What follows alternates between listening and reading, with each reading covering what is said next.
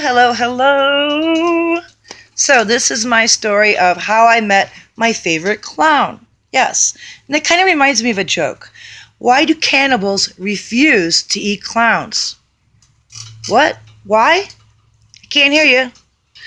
Cannibals refuse to eat clowns. Why? It's because they taste funny. That was a really bad joke. I know.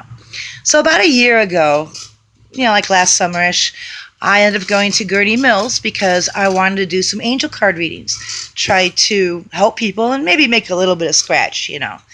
And so anyway, I walk into the food court, and at the time my hair was totally purple. So imagine a goofy, bouncy woman with purple hair. And oh, by the way, I still have the rest of my hair. It's just hot, so it's in a ponytail. But anyway, I go into Gurney Mills, and I see two older men sitting down. And I go take the table about 10 feet away from them, just right close. And as I'm walking in and approaching, I look at them and I smile. And I think I said like good afternoon or something like that. I don't remember. So anyway, I put down my cards and my little sign saying angel card readings here. And cards are laying out. Now, just so you guys know what these people look like, there's this one old, chubby man, really, really sweet, really nice looking guy, okay? His name is Stubbles, Stubbles the clown. But he wasn't wearing a clown costume at the time. He was in his regular street clothes. But across from him was this little teeny tiny man. And he must have weighed like 95 pounds soaking wet. So he's kind of hunched down like this. I mean, I swear to God, really God, this is what this little guy looked like.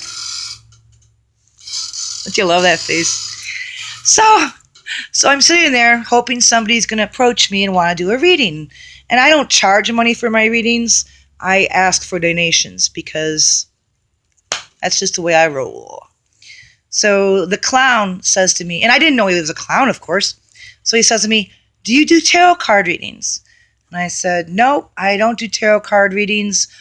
I don't really get into tarot cards. I just never really connected with them. But I do angel card readings. Would you like to see my pretty cards?"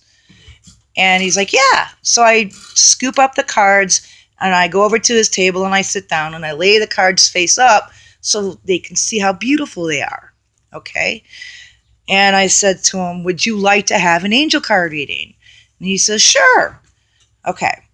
And this little other guy, you could tell, he had this gigantic bug up his ass. I mean, he didn't like me from the beginning, from the get-go. I mean, this weird, flaky lady with purple hair sits down at their table, and all he wants to do is sit there and have his lunch. So I lay the cards out, and I jokingly, and then I turn them regular, and I start shuffling them, and I jokingly say to them, "Okay, so we're going to play angel card strip poker. Whenever you see somebody on here that's naked, you have to take off a piece of clothing." And Stubbles is laughing, and that other guy, you could almost see the smoke coming out of his ears, okay? So I put the cards down, and I said, we have to do the preliminaries. I gently grabbed both, well, first I did the sign of the cross, all right? Then I gently grabbed both of their hands, and I started to pray. I said, and my prayer is always a little different, but I said something like, "Thank you, God, for everything.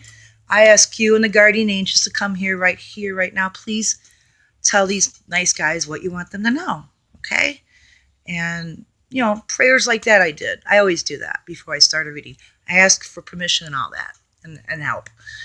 So this guy, man, he got so, you could just tell that he wanted to stab me or something. He just hated me.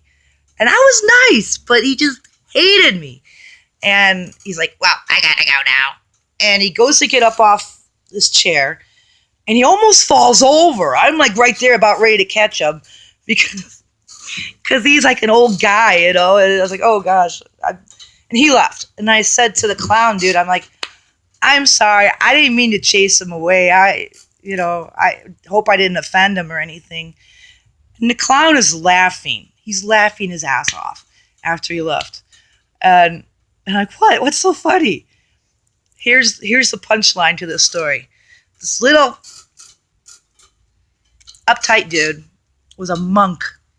Okay, can you imagine a monk living in a monastery most of your life? All you do is read and pray and things like that.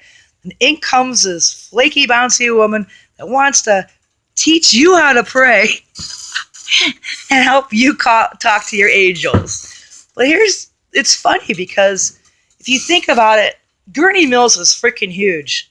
Huge mall. How/why would I have been sent to sit down and talk to a monk? This was his opportunity to learn something different. He was so closed-minded that he couldn't learn a new prayer. He couldn't listen to somebody else's opinions. And that's really a shame.